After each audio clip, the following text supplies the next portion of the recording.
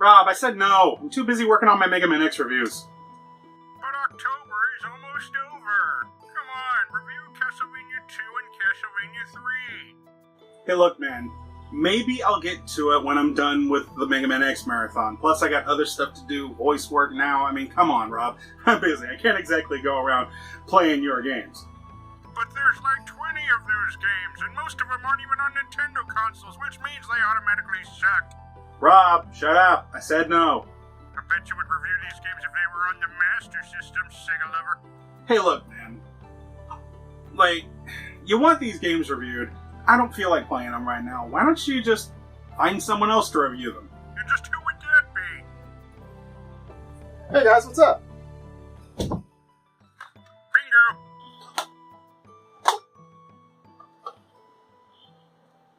Review time!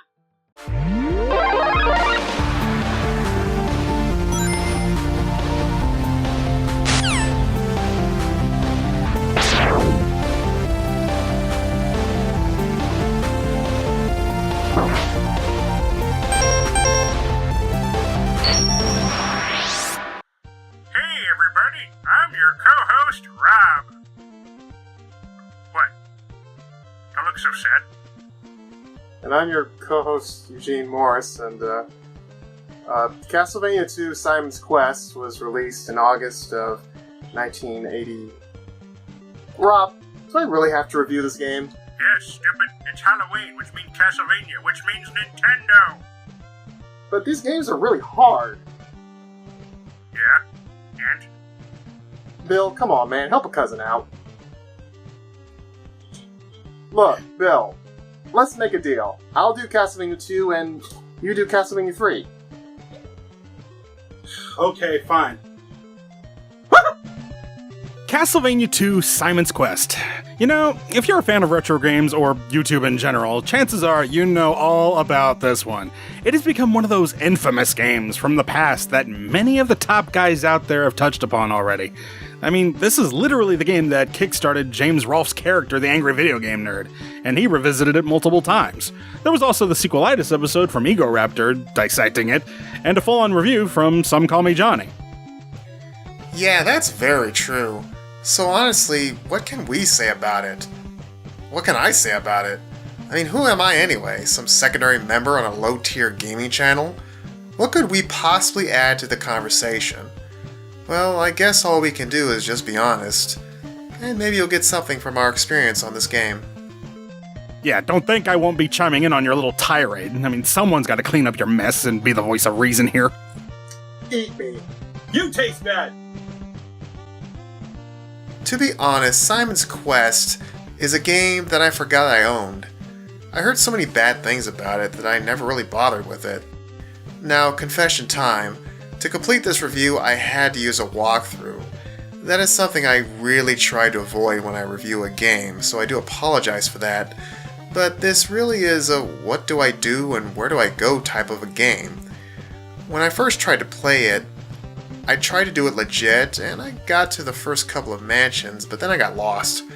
After that, I was like, screw it, I need help.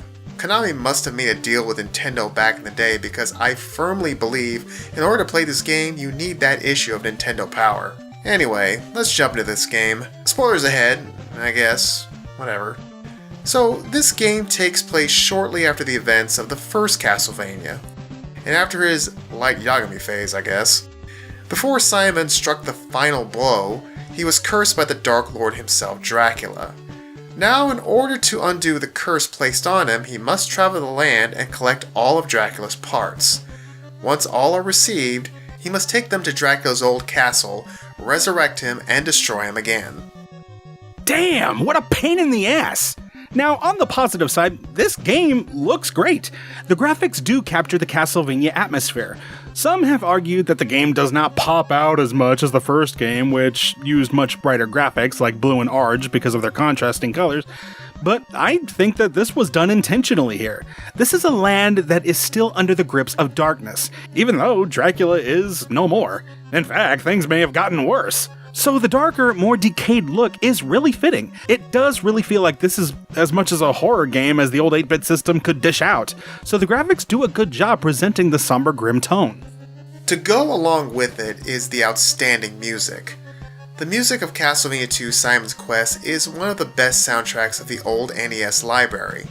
This game was the debut of the legendary Bloody Tears.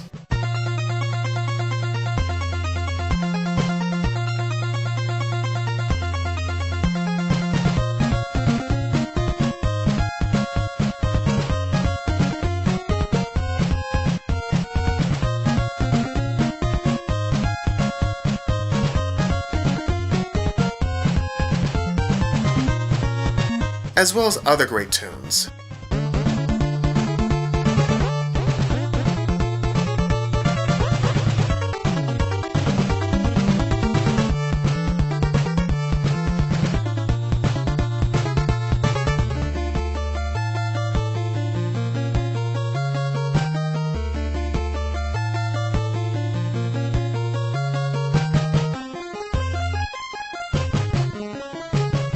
The music and look of this game are what people usually think of when it comes to old school Castlevania. The controls have not changed much from the first either, as they do feel pretty similar, from your trusty whip to the Belmont strut and the sub-weapons. But the big change doesn't come from Simon Belmont, but instead it comes from the gameplay itself. Instead of a linear straightforward style, this game uses a non-linear open world approach. Your mission is to travel across the land to find the remains of Count Dracula. You start off in a town, and there are many more of them to see throughout the game.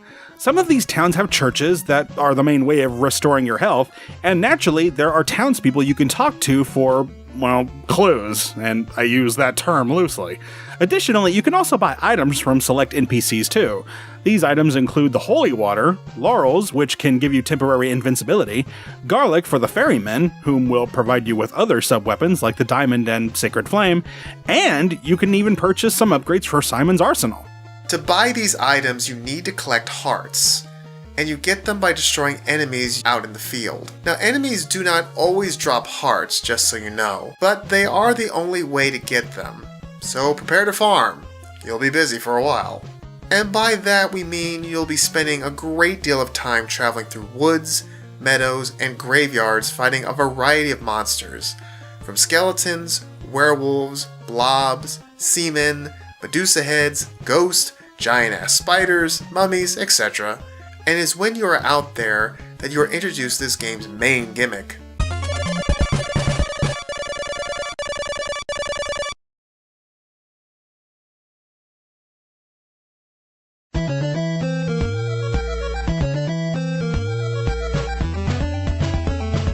As you all know, the game features the day to night transition. When the game goes to night, the enemies are harder to kill and the shops and church stops are closed, so you just have to wait it out.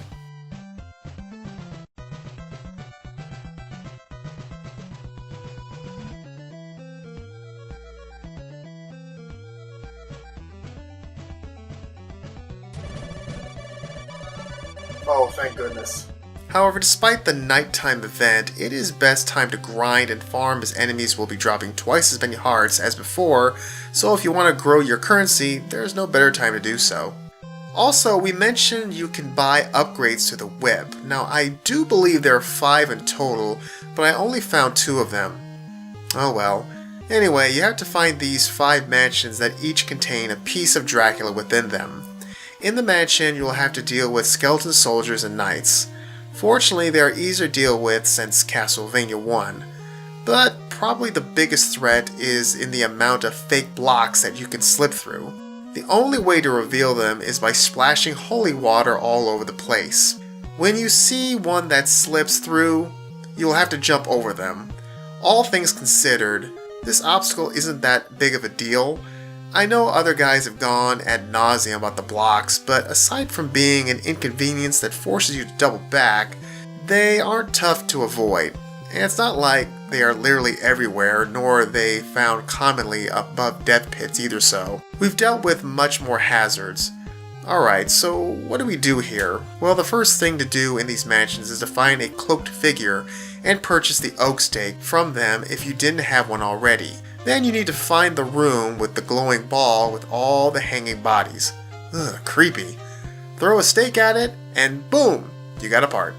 Now, the cool thing about these Dracula parts are that they can give you extra perks. For example, Dracula's Rib, when equipped, can give you a shield when you select it, and it can pretty much block all small projectiles.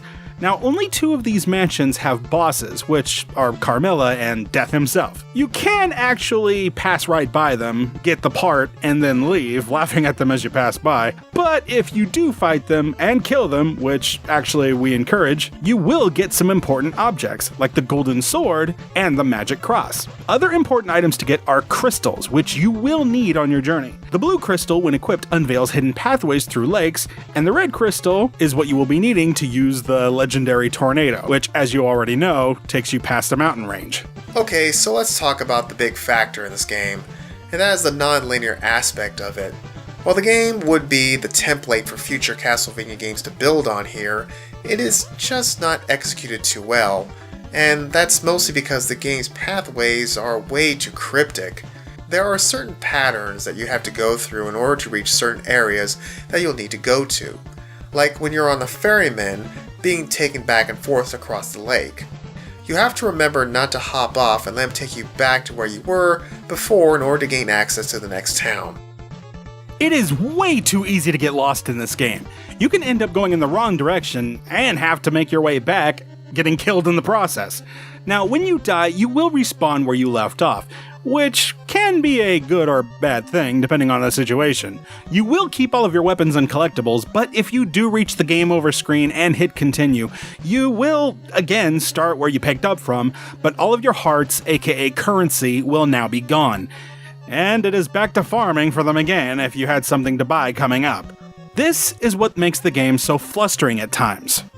Enemy placement is also an issue because you retain the classic Castlevania knockback.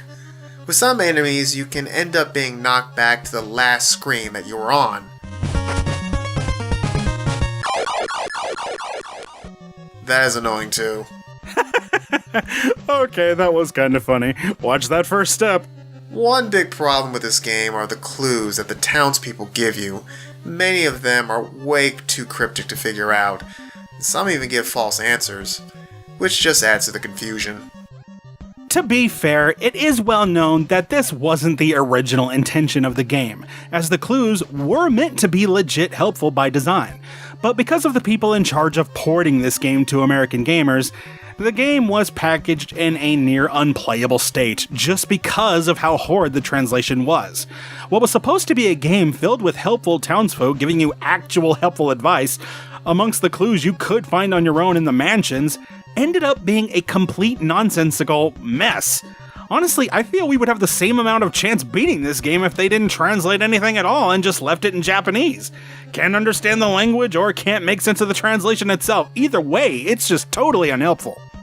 When you get to the final part of the game, you start trekking through what used to be Dracula's castle. I know some have complained that there are no enemies to fight here, but I really like the atmosphere of the stage. Just seeing the decayed first level of Castlevania 1 and everything around it is dead and decayed with nothing left to haunt it but just the creepy music makes it a really cool moment when you worked your way up to get this far. When I fought Dracula in the end, he is not that difficult to beat as long as you have the Sacred Flame. Since your ammo for your sub-weapons is unlimited, you can just keep throwing them at him, but you will have to look out for his sickles and himself because if he touches you once, you're dead. And in the end, we both died at the same time. That's okay, because the text scroll says that Simon did not survive his fatal wounds, even though he's right there.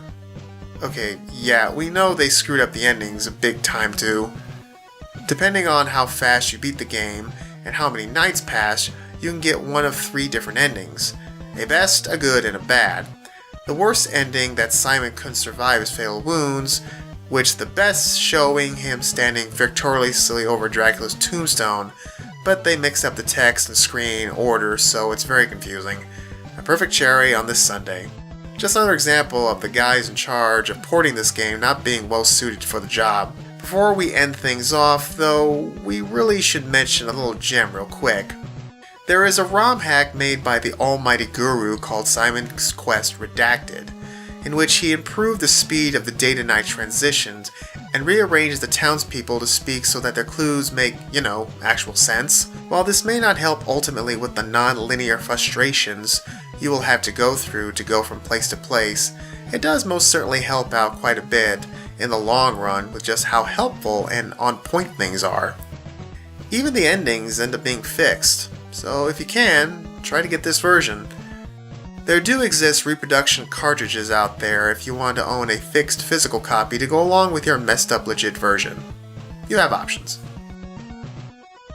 All in all, Castlevania II Simon's Quest is a nostalgic yet very flawed game. There are indeed things to like about it. If you are into RPG type games, the grinding might even be more fun and right up your alley.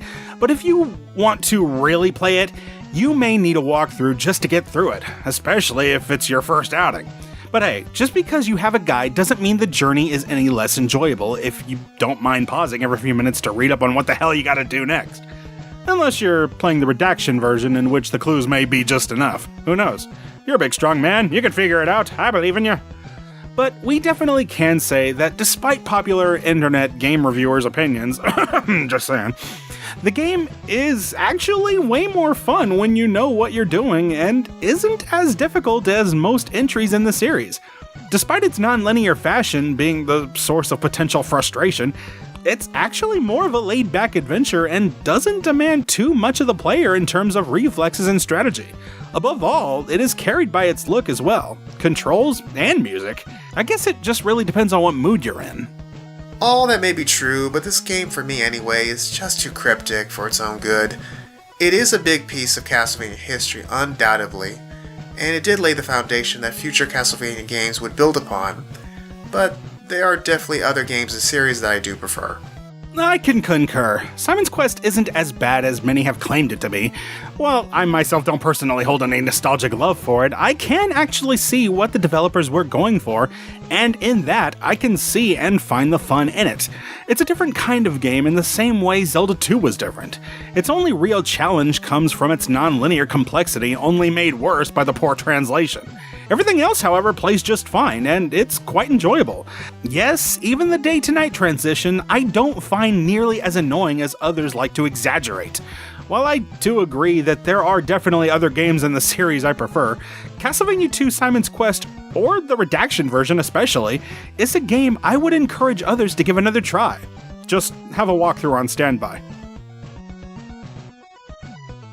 Well, there you have it. There are thoughts on Castlevania II Simon's Quest.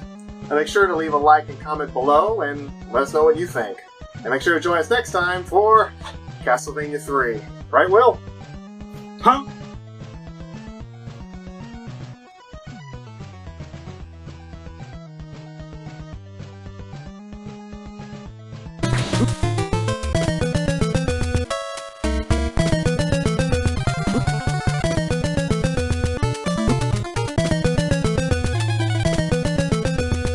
On second thought, you know what, Gene? I hog all the reviews, so you take this, and always remember that you are my number one. A guy. Ominous.